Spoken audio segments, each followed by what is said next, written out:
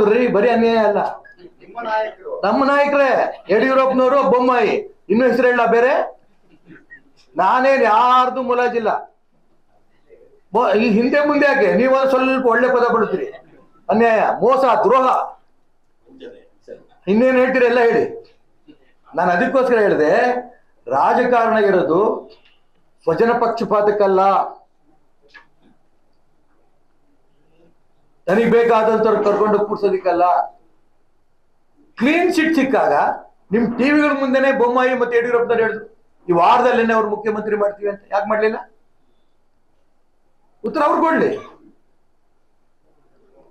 ನಾನು ಅದಕ್ಕೋಸ್ಕರ ಹೇಳ್ತೀನಿ, ಮಂತ್ರಿ ಆಗ್ಬೇಕು ಅನ್ನೋಂಥ ಒಂದೇ ಉದ್ದೇಶಕ್ಕೆ ನಾನು ರಾಜಕಾರಣದಲ್ಲಿಲ್ಲ. ಈ ನಿಮಿಷಕ್ಕೆ ತನಕನೂ ಕೂಡ ಒಂದೇ ಒಂದು ಭ್ರಷ್ಟಾಚಾರದ ಆರೋಪ ನನ್ನ ಮೈ ಮೇಲಿಲ್ಲ. ಯಡಿಯೂರಪ್ಪನವ್ರ ಹಂಗೆ, ಡಿ ಕೆ ಶಿವಕುಮಾರ್ ಹಂಗೆ ಒಂದೇ ಒಂದಿನ ಜೈಲಿಗೆ ಹೋಗಿ ಬಂದಿಲ್ಲ. ನಾನು ಅದಕ್ಕೋಸ್ಕರ ಹೇಳಕ್ ಹೊರಟಿರೋದು, ಕರ್ನಾಟಕ ರಾಜ್ಯದಲ್ಲಿ ಒಂದು ರೀತಿಯ ಆದರ್ಶ ರಾಜಕಾರಣಿ ಆಗಿ ಅಂತ ಮಾನ್ಯ ಸಿದ್ದರಾಮಯ್ಯನವ್ರು ನಾನು ಹೇಳಕ್ ಇಷ್ಟಪಡ್ತಾ ಇರೋದು.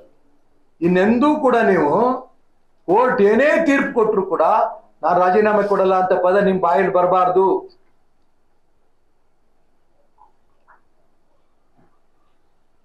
ಪ್ರಬಲಾಕಾಂಕ್ಷಿಗಳ ಬಗ್ಗೆ ನಾನು ಹೇಳಕ್ಕೆ ಇಷ್ಟಪಡಲ್ಲ. ಅವ್ರವ್ರ ಖುಷಿ, ಅವ್ರು ಹೇಳಿಕೆ ಕೊಡ್ತಾ ಇದ್ದಾರೆ. ಪಾಪ ಕಾಂಗ್ರೆಸ್ ಪಕ್ಷ ಬದುಕಿದ್ಯೋ ಸತ್ತಿದ್ಯೋ ದೇಶದಲ್ಲಿ ಗೊತ್ತಿಲ್ಲ. ಅವ್ರ ನಾಯಕರು ಹೇಳ್ತಾ ಇದ್ದಾರೆ, ಸುರ್ಜಿವಾಲಾ ಎಲ್ಲರೂ ಹೇಳ್ತಾರೆ, ಏನು ನೀವು ಆಕಾಂಕ್ಷಿಗಳು ನೀವು ಅಂತ ಬಹಿರಂಗವಾಗಿ ಹೇಳ್ಕೋಬೇಡಿ, ಖಾಸಗಿ ಹೋಗಿ ಹೇಳ್ಕೊಳ್ಳಿ. ಅವ್ರಲ್ಲ ಲೀಡರ್ ಹೇಳ್ತಾರ, ಅವ್ರು ಹೇಳ್ದಂಗೆ ದಿನ ಪಟ್ಟಿ ಜಾಸ್ತಿನೇ ಆಗ್ತಾ ಇದೆ.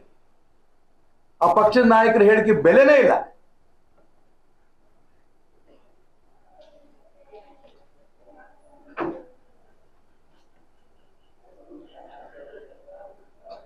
ಮಾಡಿದ್ರಿ ಬರೀ ಅನ್ಯಾಯ ಅಲ್ಲ.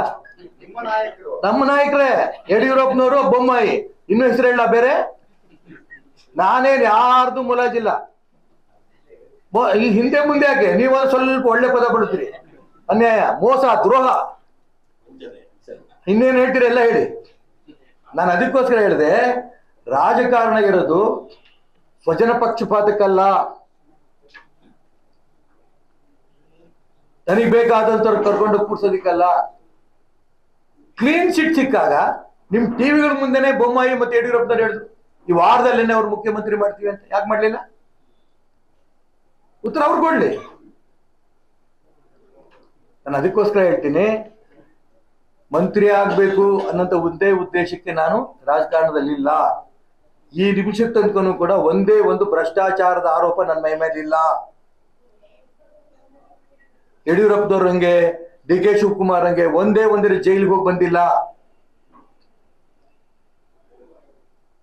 ನಾನು ಅದಕ್ಕೋಸ್ಕರ ಹೇಳಕ್ ಹೊರಟಿರೋದು, ಕರ್ನಾಟಕ ರಾಜ್ಯದಲ್ಲಿ ಒಂದು ರೀತಿಯ ಆದರ್ಶ ರಾಜಕಾರಣಿ ಆಗಿ ಅಂತ ಮಾನ್ಯ ಸಿದ್ದರಾಮಯ್ಯನವ್ರು ನಾನು ಹೇಳಕ್ ಇಷ್ಟಪಡ್ತಾ ಇರೋದು. ಇನ್ನೆಂದೂ ಕೂಡ ನೀವು ಕೋರ್ಟ್ ಏನೇ ತೀರ್ಪು ಕೊಟ್ಟರು ಕೂಡ ನಾನು ರಾಜೀನಾಮೆ ಕೊಡಲ್ಲ ಅಂತ ಪದ ನಿಮ್ ಬಾಯಲ್ಲಿ ಬರಬಾರ್ದು.